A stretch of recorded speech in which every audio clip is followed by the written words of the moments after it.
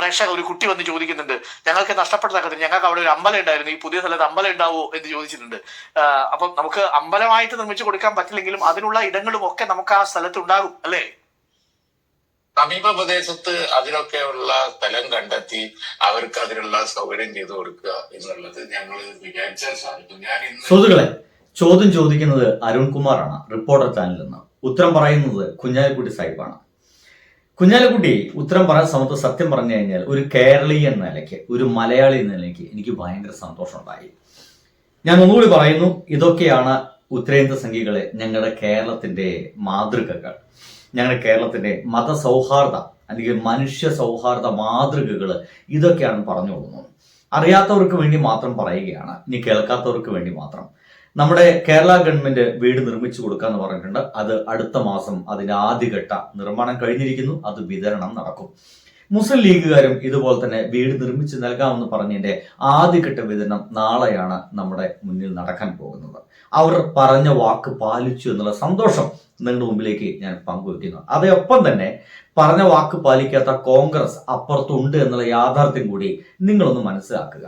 വാക്ക് എപ്പോഴൊക്കെ പറഞ്ഞിട്ടുണ്ടോ അത് ഒരു തരിമ്പ് പോലും പാലിക്കാത്ത ഒരു ടീമാണ് അവർ എന്നുള്ളത് ഈ കാലഘട്ടത്തിലെ ചരിത്രം എടുത്തു നോക്കിയാൽ മനസ്സിലാക്കും. അതുകൊണ്ട് തന്നെ കോൺഗ്രസ് അടുത്ത തവണ അധികാരത്തിൽ വരണോ വരണ്ടയോ എന്നൊക്കെ ആലോചിക്കുകയും തീരുമാനിക്കേണ്ടതും എൻ്റെ പ്രേക്ഷകർ കൂടിയാണെന്ന് ഞാനിപ്പോൾ പറഞ്ഞുകൊള്ളട്ടെ.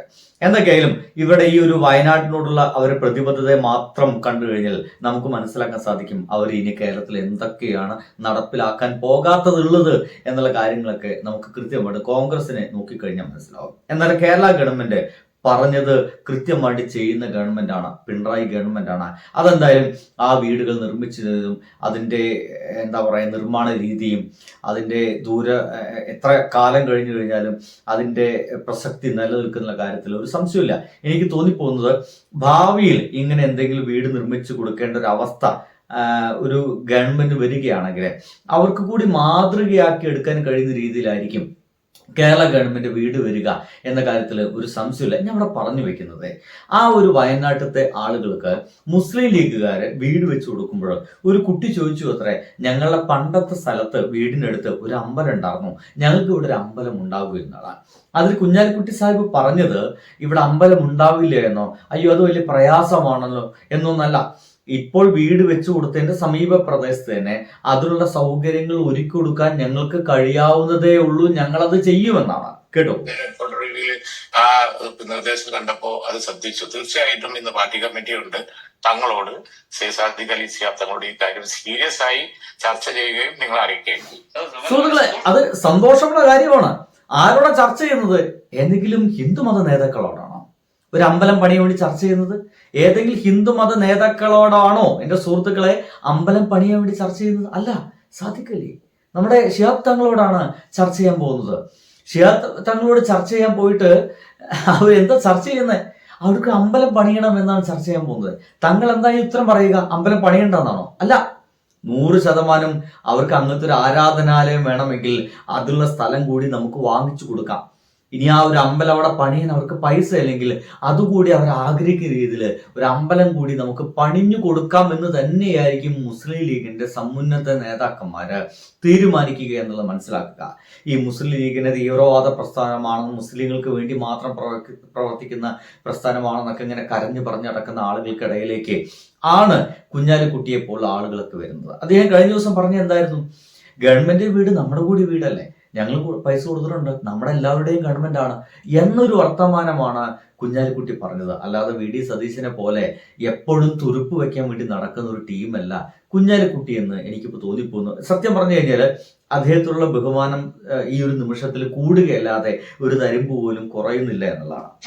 ഇത് കണ്ടുകൊണ്ടിരിക്കുന്ന പ്രേക്ഷകർക്കും അത് വലിയ സന്തോഷം തരും. ഒരു കാര്യം കൂടി ഞങ്ങൾ ഇന്നലെ ചർച്ചയിൽ അത് ഞങ്ങളായിട്ട് പറഞ്ഞതാണ്.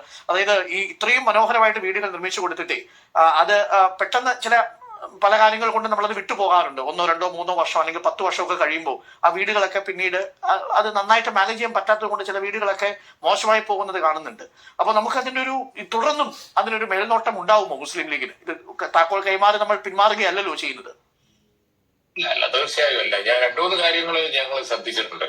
ഒന്ന് വെള്ളം, അതുപോലെ തന്നെ അതുപോലുള്ള അടിസ്ഥാന സൗകര്യങ്ങൾ. അദ്ദേഹം ഒരു വിഷണറി ആയിട്ടുള്ള മുൻകൂട്ടി കാര്യങ്ങളൊക്കെ കാണാൻ കഴിയുന്ന ഒരു നേതാവാണ് കുഞ്ഞാലിക്കുട്ടി എന്നുള്ള കാര്യം എനിക്ക് തോന്നിയിട്ടുണ്ട്. പലപ്പോഴും കേരളത്തില് ചില കലാപകലുഷിതമായ നിമിഷങ്ങളെല്ലാം വളരെ വ്യക്തമായ രീതിയിൽ VD സതീശൻ പ്രശ്നം ഉണ്ടാക്കുമ്പോൾ അതിന്റെ ഇടയിൽ കയറി പറഞ്ഞിട്ട് ഈ സമയത്ത് പറയേണ്ട വർത്തമാനമല്ല താൻ പറയുന്നത് എന്ന രീതിയിലൊക്കെ സംസാരിക്കുക കൂടി ചെയ്തിട്ടുള്ള ഒരാളാണ് കുഞ്ഞാലിക്കുട്ടി എന്നുള്ള കാര്യത്തിൽ സംശയമൊന്നുമില്ല. ഞാൻ പറഞ്ഞു വെച്ചത് ഇതൊക്കെയാണ് നമ്മുടെ കേരളത്തിന്റെ കേരള സ്റ്റോറികൾ. അല്ലാതെ ഈ സംഘി പ്രൊപ്പഗണ്ട സിനിമകൾ ഇറക്കുന്ന പോലെ കേരള സ്റ്റോറി നമ്മുടെ കേരളത്തിന്റെ പേരും വെച്ചിട്ട് സംഘി പ്രൊപ്പഗണ്ട സിനിമകൾ പറയുന്ന പോലെയൊന്നല്ല എന്ന് ഇപ്പോഴും കേരളത്തിലെ പല ആളുകൾക്കും മനസ്സിലാകാൻ പറ്റാത്ത ആളുകളുടെ മുമ്പിലാണ് ഞാനൊരു കമ്മ്യൂണിസ്റ്റുകാരാണ്. നല്ല കൃത്യമായിട്ട് ഞാൻ പറയുന്നത് ഞാൻ കമ്മ്യൂണിസ്റ്റുകാരാണ്. പക്ഷേ മുസ്ലിം ലീഗ് എന്ന് പറയുന്ന ആ ഒരു പാർട്ടി നല്ലത് ചെയ്തിട്ടുണ്ടെങ്കിൽ അത് നല്ലത് എന്ന് തന്നെ കൃത്യമായിട്ട് പറയണം എന്നുള്ളതുകൊണ്ടാണ് ഞാനിതിങ്ങനെ പറഞ്ഞു വെക്കുന്നത്. നല്ല കാര്യം, നമ്മൾ അപ്ലൗസ് ചെയ്യണം, കൈയടിക്കണം, അവരെ അഭിനന്ദിക്കണം എന്ന കാര്യത്തിൽ ഒരു സംശയമില്ല. അത്രയ്ക്ക് പാവങ്ങളായിട്ടുള്ള ഒരു ദിവസം കൊണ്ട് എല്ലാം നഷ്ടപ്പെട്ടു പോയ ആ ജനതയ്ക്കാണ് ഇവർ ഇങ്ങനത്തെ ഒരു ഗംഭീരമായിട്ടുള്ള കൈത്താങ് നൽകുന്നത്. അപ്പോൾ മുസ്ലിം ലീഗരെ നമ്മൾ അഭിനന്ദിക്കുന്നതോടൊപ്പം തന്നെ നമ്മൾ അവഗണിക്കേണ്ട ഒരു അശ്ലീലം എന്ന രീതിയിലൊക്കെ നമ്മൾ മാറ്റി നിർത്തേണ്ട ഒരു വിഭാഗമായിട്ട് തൊട്ടപ്പുറത്ത് കോൺഗ്രസ്സുകാരുണ്ട് എന്നുള്ള കാര്യത്തിൽ സംശയം വേണ്ട. 1-2 വാർത്തകൾ കൂടി നിങ്ങളുടെ മുമ്പിലേക്ക് എത്തിക്കാനുണ്ട്. നല്ലൊരു സൽക്കാരം, അടിപൊളി കേരള സ്റ്റോറി.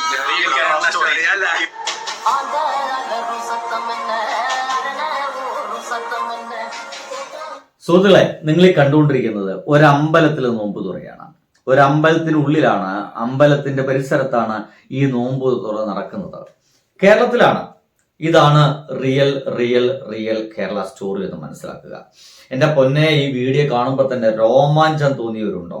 നാമെല്ലാം മനുഷ്യരല്ലേ, മലയാളികളല്ലേ? അതാണ്, നാമെല്ലാം മനുഷ്യരല്ലേ, മലയാളികളല്ലേ?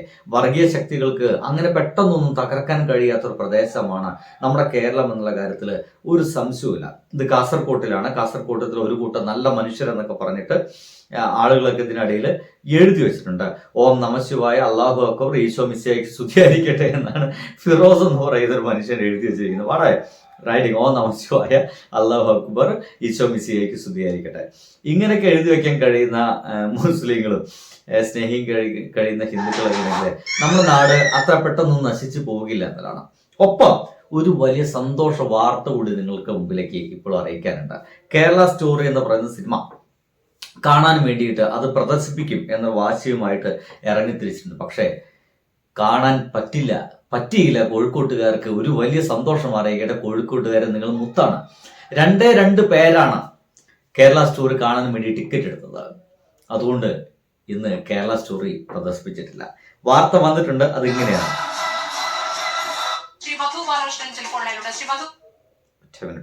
വാർത്ത എവിടെ?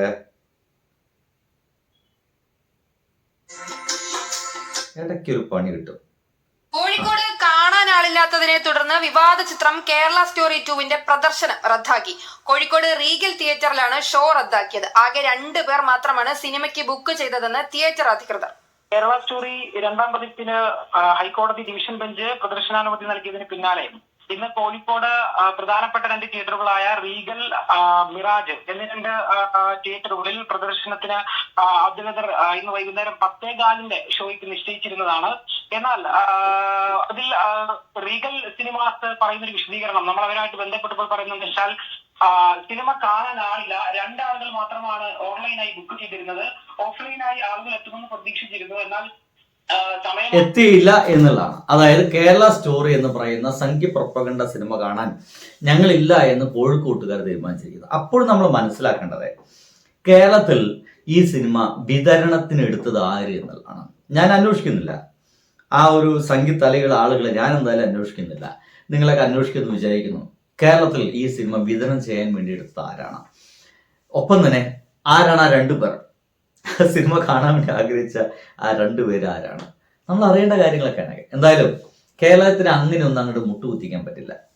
നമ്മുടെ കുഞ്ഞാലിക്കുട്ടിയെ പോലെയുള്ള ആളുകളൊക്കെ ഇപ്പോൾ വീട് കൊടുക്കാന്ന് പറഞ്ഞാൽ വാക്ക് പാലിക്കുന്ന മുസ്ലിം ലീഗിനെ പോലെ ആളുകളുണ്ടെങ്കിൽ, വീട് കൊടുക്കാമെന്നൊക്കെ പറഞ്ഞാൽ അത് ജാതി മതം നോക്കാതെ കൊടുക്കാൻ തയ്യാറാവുന്ന നമ്മുടെ പിണറായി വിജയൻ ഗവൺമെന്റിനെ പോലെയുള്ള കമ്മ്യൂണിസ്റ്റ് ഗവൺമെന്റ് ഒക്കെ ഉള്ള ഈ ഒരു കേരളത്തിൽ അത്ര പെട്ടെന്ന് നമ്മൾ മലയാളികൾ ചാണകത്തിന് മുന്നിൽ കുനിയില്ല എന്ന് തന്നെയാണ് ഞാൻ വിചാരിക്കുന്നത്. അപ്പോൾ സുഹൃത്തുക്കളെ, ബൈ, ഒപ്പം ഉണ്ടാവണേ.